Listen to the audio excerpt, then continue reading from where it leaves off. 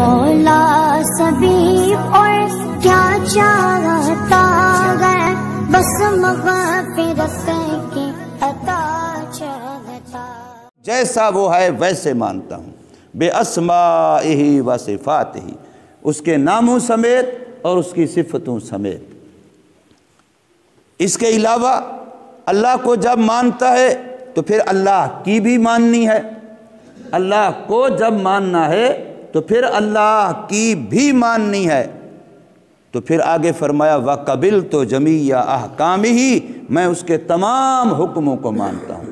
یہ کون کون سے حکم ہیں، ذرا کوئی دو چار گن کے بتا، کہتا ہے مجھے نہیں پتا، مجھے حکموں کی تفصیل کا نہیں پتا، بس اتنا ہے کہ جو بھی اللہ کے حکم ہیں، جس بارے میں ہیں، میں سب کو مانتا ہوں۔ وَقَبِلْتُ جَمِيعَ أَحْكَامِهِ، اب یہ ایمان مجمل ہے، اللہ کو مانتا ہوں، کیسے مانتا ہوں؟ جیسا وہ ہے ویسے مانتا ہوں، اس کے تمام ناموں کو مانتا ہوں، تمام صفتوں کو مانتا ہوں، اور اس کے تمام احکامات کو میں قبول کر چکا ہوں۔ اس سے بندہ مومن ہے، اس سے بندہ مسلمان ہے، اور قیامت کے دن یہ ایمان نجات کے لیے کافی ہے۔ یہ اہل سنت والجماعت کا متفقہ عقیدہ ہے۔ اب دوسرا ایمان مفصل ہے، اس میں کچھ تفصیلیں ہیں۔ آمنت باللہ ہے، میں اللہ کو مانتا ہوں، وملائکتہ، اس کے فرشتوں کو مانتا ہوں، اس کی کتابوں کو مانتا ہوں، اس کے رسولوں کو مانتا ہوں، قیامت کے دن کو مانتا ہوں، اچھی بری تقدیر کو مانتا ہوں، مرنے کے بعد دوبارہ جی اٹھنے کو مانتا ہوں۔ اس میں اب 7 چیزیں گنوائی گئی ہیں۔ ان کو کہتے ہیں ایمانیات، ان کو کہتے ہیں اعتقادیات، ان کو کہتے ہیں ایمان کی شرطیں۔ لیکن ان کے اندر بھی جو تفصیل اب 7 کی ہے، پھر ان میں سے ہر ایک کی مستقل تفصیل ہے، ہر ایک کی مستقل تفصیل ہے۔ ایمان باللہ کی الگ، ایمان بالملائکہ کی الگ، ایمان بالرسل کی الگ، ایمان بالکتب کی الگ، ہر ایک کی الگ الگ تفصیل ہے۔ اب یہاں پر بھی اللہ تبارک و تعالی نے ابواب البر کے اندر جو نیکی کی ابتدا کی ہے وہ ایمان سے کی ہے۔ وَلَٰكِنَّ الْبِرَّ، لیکن نیک آدمی کون ہے؟ 4 سپارے کی پہلی آیت ہے لَن تَنَالُوا الْبِرَّ حَتَّىٰ تُنْفِقُوا مِمَّا تُحِبُّونَ، کہ تم اس وقت تک نیک لوگوں میں شمار نہیں ہو سکتے ہو جب تک اپنی پسندیدہ چیز اللہ کو نہ دے دو۔ اپنی محبوب ترین چیز، اپنی پسندیدہ چیز جب تک تم اللہ کو نہیں دے دو گے، اس وقت تک تمہارا مقام بر لوگوں میں، نیک لوگوں میں، ابرار لوگوں میں، جنت کے مالک لوگوں میں، جنت کے مستحق لوگوں میں، اس وقت تک تمہارا شمار نہیں ہوگا۔ لن تنالوا البر حتی تنفقوا مما تحبون۔ اب اگر اس وقت دیکھا جائے، بندے کو سب سے زیادہ جو محبوب ہوتی ہے چیز، ہر وقت ایک چیز نہیں ہوتی۔ اوقات کے لحاظ سے مثلا ایک وقت ہے اس میں سونا سب سے زیادہ محبوب ہے کہ بس مجھے جگائے اٹھائے کوئی نہیں، میں سوتا رہوں۔ اب اس وقت اس سونے کو قربان کرنا اللہ کے لیے یہ مقام بر حاصل کرنے کا ذریعہ ہوگا۔ ایک وقت بندے کے پاس پیسہ مال ہے، وہ زیادہ محبوب ہے کہ اس کو میں خرچ نہ کروں، یہ میری جیب سے نہ نکلے، یہ میرے اکاؤنٹ سے نہ جائے، یہ میرا بیلنس میرے اکاؤنٹ سے ختم نہ ہو، میرے پاس اتنا سرمایہ دولت رہے۔ اس وقت اس کو خرچ کرنا وہ مقام بر حاصل کرنے کا ہوگا۔ یعنی حالات کے لحاظ سے، مواقع کے لحاظ سے، جگہوں کے لحاظ سے جو چیز اس وقت آپ کو زیادہ پیاری ہے۔ حضرت ابراہیم علیہ السلام کے بارے میں جو روایت میں آتا ہے، یہی خواب دیکھا تھا پہلے کہ اپنی سب سے پیاری چیز میرے نام پہ دو۔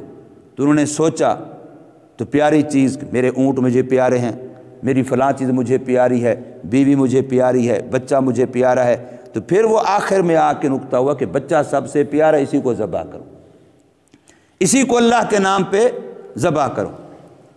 تو اللہ نے سب سے پیاری چیز لینے کے لیے فرمایا کہ اگر تم ان ابرار لوگوں میں چاہتے ہو، سورۃ مطففین جو 30ویں پارے میں ہے، اس میں باقاعدہ وضاحتاً ہے کہ جنت کے حقدار، جنت کے مالک وہی لوگ ہوں گے جو ابرار کا معنی بر کی جمع ہے، یعنی نیک لوگ، تو چوتھے سپارے میں بھی یہی فرمایا لن تنالوا البر، یہاں بھی فرمایا ولکن البر، لیکن نیکی یہ ہے کہ سب سے پہلے تم اپنے عقیدے ٹھیک کرو، عقیدوں کے اندر لچک نہ ہو، عقیدے کے اندر کمزوری نہ ہو، عقیدے کے اندر کیل و کال نہ ہو، عقیدے کے اندر چیمے گوئیاں نہ ہوں، عقیدے میں ڈاواں ڈول نہ ہو، عقیدے کے لیے مضبوط ہو۔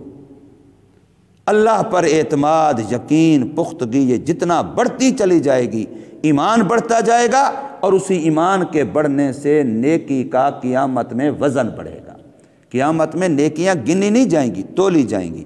تو فرمایا وَلَٰكِنَّ الْبِرَّ، نیک آدمی، نیکی کے لیے اہل آدمی، جس کی نیکی اللہ کے ہاں شمار کی جائے، قبول کی جائے، اس کے لیے فرمان آمن باللہ، جو اللہ پر ایمان لے۔ اب ایک بندہ کہتا ہے میں اللہ کو مانتا ہوں، لیکن اس سے پوچھا جائے اللہ کون ہے، کہتا ہے مجھے پتہ ہی نہیں ہے۔ تو اللہ کو ماننا ایک ہے، جیسے پہلے میں نے اجمالی طور پر جیسا ہے میں ویسے مانتا ہوں، یہ عامی لوگوں کا کام ہے۔ یہ بالکل جو اجنڈ ہیں، ان پڑھ ہیں، بے علم ہیں، جن بیچاروں کو الف با کا پتہ نہیں ہے، ان کے لیے یہ ایمان ہے۔ ورنہ حق انسان کا یہ ہے کہ جیسے دنیا میں آپ جھونپڑی پر اکتفا نہیں کرتے، چاہتے ہیں میرا مکان اور زیادہ اچھا ہو، آپ صرف تن ڈھانپنے پر اکتفا نہیں کرتے کہ چلو میرا جسم تو چھپا ہوا ہے، میرا لباس اور زیادہ اچھا ہو، میری سواری اور زیادہ اچھی ہو، تو پھر ایمان پر اس پر کیوں آپ اکتفا کرتے ہیں؟ لو جی کلمہ ہم نے بھی پڑھ لیا ہے، بس ہم بھی ایمان والے ہیں۔ جیسے ہر چیز باقی آپ اچھی چاہتے ہیں تو ایمان بھی تو آپ اچھا چاہیں، ایمان میں بھی تو آگے بڑھیں، ایمان میں بھی آپ ایسے کہیں کہ میرا ایمان سب کے ایمان سے اعلیٰ ہونا چاہیے، جیسے میرا مکان سب سے اچھا ہو، میرا لباس سب سے اچھا ہو، میری سواری سب سے اچھی ہو، تو پھر اسی طریقے سے میرا ایمان بھی سب کے ایمانوں سے بڑھ کے ہو۔ یہ میرا جذبہ ہونا چاہیے، یہ میرے دل کے اندر لگن تڑپ ہونی چاہیے۔ تو فرمایا اللہ کو ماننا، اور اللہ کو ماننے کا معنی میں عرض کر رہا ہوں کہ پہلے اللہ کا تعارف حاصل کرے کہ اللہ ہے کون۔ اکیلے میں بیٹھ کے سوچے، جب میں ماں کے پیٹ میں تھا، پانی کا ایک قطرہ ہی ماں کے پیٹ میں رحم میں جاتا ہے، تو اس سے یہ میری آنکھیں کس نے بنائی، یہ زبان کس نے بنائی، یہ حسین شکل کس نے بنائی؟ لَقَدْ خَلَقْنَا الْإِنسَانَ فِي أَحْسَنِ تَقْوِيمٍ، سب سے خوبصورت مخلوق اللہ نے انسان بنائی ہے۔ اور انسان دوسری مخلوقات کو دیکھتا ہے تو کتنا حیران ہو جاتا ہے کہ پرندے کتنے خوبصورت ہیں، بعض اور چیزیں کتنی خوبصورت ہیں۔ ہم تو اپنی چمڑی بالوں کو سنوارنے بنانے کے لیے کتنے شیمپو، کتنے صابن، کتنے پانی، کتنی چیزیں استعمال کرتے ہیں۔ بعض درندے، بلی، فلاں کتنے جانور ہیں ایسے خوبصورت ان کے بال، ایسے خوبصورت ان کی کھال کہ وہاں کسی نے کبھی ایک دن بھی غسل کے لیے نہ صابن لگایا، نہ شیمپو لگائی، نہ ان کو کنگھا کیا، لیکن دیکھ کے انسان حیران ہو جاتا ہے کہ وہ صاف کتنے لگتے ہیں، خوبصورت کتنے لگتے ہیں۔ تو اللہ نے سب سے حسین انسان کو بنایا، تو انسان کا جو حسن ہے اصل میں وہ اچھے عقیدوں کی وجہ سے ہے۔ جتنے عقیدے زیادہ اچھے ہوں گے اتنا انسان زیادہ حسین ہوگا، اس لیے کہ حسن ظاہری کا اعتبار نہیں ہے، اصل میں حسن باطن کا اعتبار ہے، انسان کی اندر کی خوبی کا اعتبار ہے۔ تو من آمن باللہ، نیکی کے لیے سب سے پہلی اور بنیادی چیز ہے اللہ پر ایمان لانا، یعنی اللہ کا تعارف حاصل کریں، اللہ کو پہچانیں، اللہ کے لیے کہ اللہ کون ہے، اللہ کیسا حنان ہے، کیسا منان ہے، کیسا خالق ہے، کیسا مالک ہے۔ اس کے جو 99 نام، یہ قرآن مجید کے شروع میں 99 نام اکثر جگہوں پر لکھے ہوتے ہیں، قرآن مجید کے شروع میں اور آخر میں حضور صلی اللہ علیہ وسلم کے نام لکھے ہوتے ہیں، تو ان میں ایک ایک نام کو بامعنی دیکھیں۔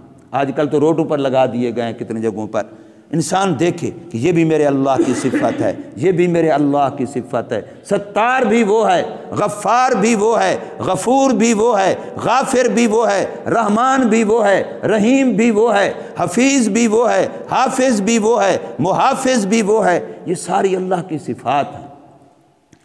تو فرمایا من آمن باللہ، جو اللہ پر یقین رکھتا ہے، والیوم الآخر، اور آخرت کے دن پہ یقین رکھتا ہے، یہ سارے نقشے مٹنے کے لیے بنے ہیں۔ آخرت کو ماننے کا یہ معنی ہے کہ میں بھی مٹنے کے لیے ہوں، میرا گھر بار بھی مٹنے کے لیے ہے، ہم سب جانے کے لیے ہیں، یہاں کوئی رہنے کے لیے نہیں ہے۔ یہ سارے نقشے جو مجھے نظر آ رہے ہیں یہ سب عارضی ہیں، یہ سب فانی ہیں، یہ سب مٹنے والے ہیں، یہ آخرت ہے۔ ہاں یہاں تو ہم مسافر ہیں، وہاں ہمارا گھر ہوگا، وہ دار خلود ہے، ہمیشہ کا گھر ہے، وہ دار البقا ہے، وہ دار السلام ہے، وہ دار الامان ہے، وہ سلامتی کا گھر ہے، وہ امن کا گھر ہے۔ یہاں تو ہر وقت خطرہ، چور آ جائے گا، ڈاکو آ جائے گا، فلاں ہو جائے گا، فلاں ہو جائے گا، سیلاب آ جائے گا، بڑا سارا زلزلہ آ جائے گا، مضبوط مکان بھی گر جاتے ہیں، لیکن وہاں کچھ بھی نہیں ہوگا، وہاں امن ہی امن۔ وہ جوانی ملے گی، کبھی بڑھاپا نہیں ہوگا، وہ صحت ملے گی، کبھی بیماری نہیں ہوگی، وہ امن ملے گا کہ کبھی ذرّی برابر بھی خوف کا، خطرے کا، اندیشے کا خیال بھی نہیں ہوگا۔ والملائکۃ، اور فرشتوں کو ماننا، مستقل ایک اللہ کی مخلوق ہیں فرشتے، ان کو ماننا۔ باقی ان کی تفصیل ہم جان بھی نہیں سکتے کہ کتنے فرشتے رکوع میں ہیں، کتنے فرشتے سجدے میں ہیں، کتنے قیام میں ہیں، کتنے اللہ کی تسبیح کر رہے ہیں، کتنے روزی پہنچانے پہ لگے ہوئے ہیں، کتنے بارشوں کے نظام پہ ہیں، کتنے پہاڑوں کے نظام پہ ہیں، کتنے انسانوں کی حفاظت کے لیے ہیں، ہمیں کوئی پتہ نہیں۔ کتنے ہیں جو عزرائیل علیہ السلام کے ساتھ انسانوں کی مخلوق کی روح نکالنے پہ لگے ہیں، ہمیں کوئی پتہ نہیں۔ کتنے ہیں جو پہلے آسمان پہ ہیں، کتنے دوسرے آسمان پہ، کتنے تیسرے پہ، کتنے چوتھے پہ، کتنے بیت المعمور کا طواف کر رہے ہیں، اور کتنے ہیں جو ہماری ذکر کی نیکی کی مجلسوں کے اندر شریک ہیں۔ تو فرمایا فرشتوں کو ماننا، والکتاب، اور کتابوں پر ایمان رکھنا کہ اللہ نے جو بڑی کتابیں تورات، انجیل، زبور، قرآن مجید یا چھوٹے صحیفے جو بھی اللہ نے اتارے ان سب پر ایمان ہے۔ والنبیین، اور تمام نبیوں کو ماننا۔ اب یہ موٹے موٹے اعتقادیات اللہ تعالیٰ نے بیان کیے ہیں، ان پر ایمان رکھنا۔ انبیاء، آدم علیہ السلام پہلے نبی، محمد کریم صلی اللہ علیہ وسلم آخری نبی، اس کے درمیان اللہ نے جتنے نبی بھیجے صحیح تعداد اللہ ہی جانتا ہے، 1.25 لاکھ ہیں، کم و بیش ہیں، اللہ ہی جانتا ہے کتنے رسول ہیں، کتنے نبی ہیں، کون کون سا ان کا علاقہ تھا، کس کس علاقے میں کتنے کتنے عرصے کے لیے کس کس کی نبوت تھی، ان کی نبوت میں کیا کیا شریعت تھی، کیا کیا احکام اور مسائل تھے، وہ تفصیلیں ہم جانتے بھی نہیں، جان سکتے بھی نہیں ہیں، لیکن مانتے ہم سب کو ہیں۔ ہم وسیع النظر لوگ ہیں، کسی نبی کا انکار نہیں کرتے، کسی کتاب کا انکار نہیں کرتے، یہ شان مسلمان کی ہے۔ باقی جتنے لوگ ہیں وہ ایک نبی کو مانتے ہیں، دوسرے کا انکار کرتے ہیں، ایک کتاب کو مانتے ہیں، دوسری کا انکار کرتے ہیں۔ مسلمان کسی آسمانی کتاب کا انکار نہیں کرتا، کسی سچے نبی کا انکار نہیں کرتا۔ تو اس لیے اعتقادیات، ایمانیات، ان کا درست اور صحیح ہونا پہلے شرط اور فرض ہے۔ اللہ تبارک و تعالی ہمیں سمجھ نصیب فرمائے، عمل کی توفیق دے۔